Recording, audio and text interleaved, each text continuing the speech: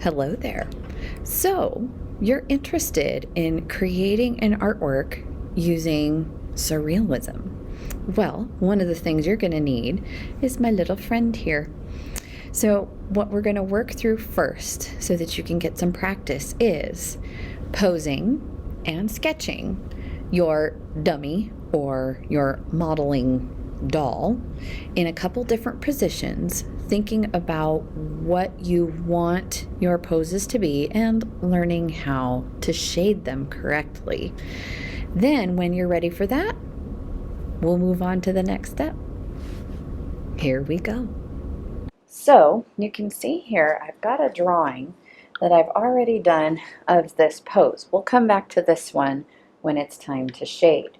What I want to show you next is picking a second pose. I imagine this as being someone holding their hands above their head, trying to, because they're like being attacked from overhead by something. And then another one that I thought might be interesting is, what if I could do somebody flying? Now, this is the tricky part, is if you're flying, you may not necessarily be straight up and down. So I've got to balance this somewhere where it can be flat like that. So I had to find something to prop up. I used just an empty water bottle here. So now I can start working with my shapes, and that's what these are about.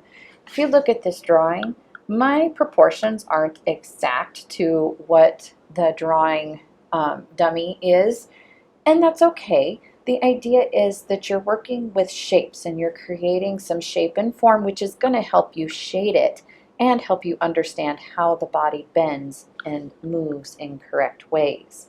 Now I'm going to adjust, hopefully this doesn't ruin all of it, the legs and such. Oh, that's going to have to be up there for that to stay put, and that's okay. So that I can draw in here. Also, if some of my things don't fit on my sketch page, that's okay. Again, this is practice, working with the shapes of the body and eventually with the shading. So I am going to adjust my arms. So I'm going to start with my biggest shapes, and then I'm going to size everything else based on these center mass shapes, the torso. So this looks to me kind of squarish. There is a little bit where the rib cage would be, where it comes down at the bottom. And I'll speed through the rest of this so that you can just see how it works as we go. So here again, I ran into this one. I could have done these on separate pages. It's okay. These are just studies. If you want to make sure you get all of them, I would recommend doing it on separate pages and maybe even putting it and orienting it the way that the body is long. Put your body long so that you can fit all of it in. Hello and welcome to part 2 of Drawing with Dummies. In this one, we're going to focus on shading, so I wanted you to have a little bit of a more close-up look. In the last part, we focused on the shapes that were in the dummy that we were drawing so that we could get proportions pretty close. We can measure and make sure that things are the right size and going where they need to be. And if your drawing doesn't match perfectly what you're shading, it's okay. Just remember that you're going to focus on what you are seeing in the dummy, not what you know about where the shadows should be, okay? The dummy is no dummy. It will tell you everything that you need to know without saying a word. So, as we begin here, let's take a look at the shadows here in the head. Now, notice my view is slightly different because I had to move it so you could see what I was doing. My arms are a little bit lower in the drawing than they are in your view. So I could fix that. I could quickly fix my drawing if I needed to, but I'm mainly going to look at the shadow that curves across where the hands are trying to cover the face, and I'm just going to color that in. You could try some stippling with all of this if you wanted to, or cross hatching would work as well. Now I'm also going to want to take a close look here at the bottom of the face where there's still a little bit of a shadow, but it's a little bit lighter. My highlight is obviously at the top of the head because my light, if I look on my drawing here, is going to be coming from the top. So I can have my light value down here in the face.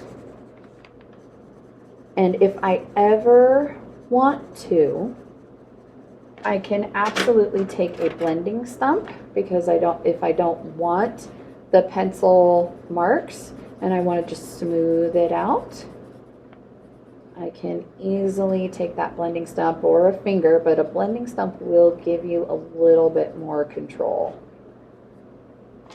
And I can draw that in. Now my neck, right here, I've got a whole new set. I don't want to just shade it all in because if you look closely at that neck, there's light on two sides because it's bending down a little bit and the light is actually coming from behind it. So my shadow is in the middle and I have two lighter areas on either side.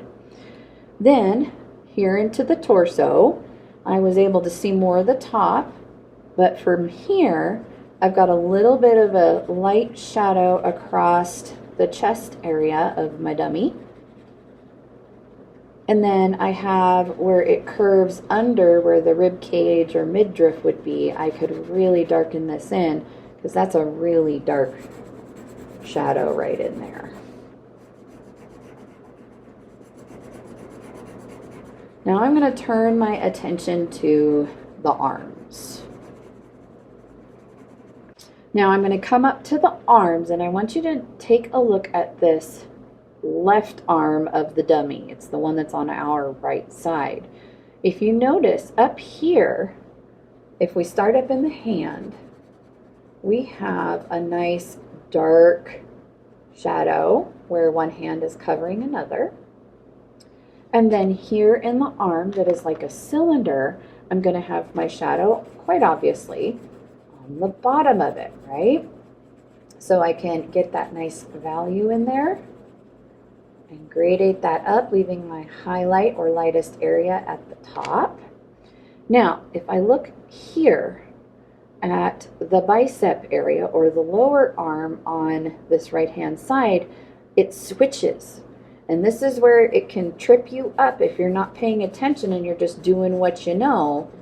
The light is actually hitting this side of this arm, so my shadow flips to go to the other side of the arm and should be on the bottom of this part of the arm, not here on the same line. So you got to be careful about that and make sure that you switch those.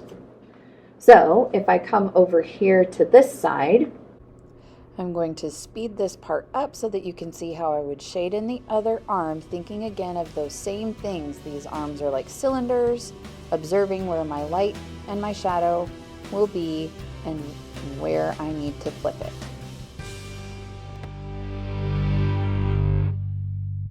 I would work in the same way down here, but the view that we have only comes to here. So I can quickly shade in this part and be done and leave you to go have fun shading with your dummies.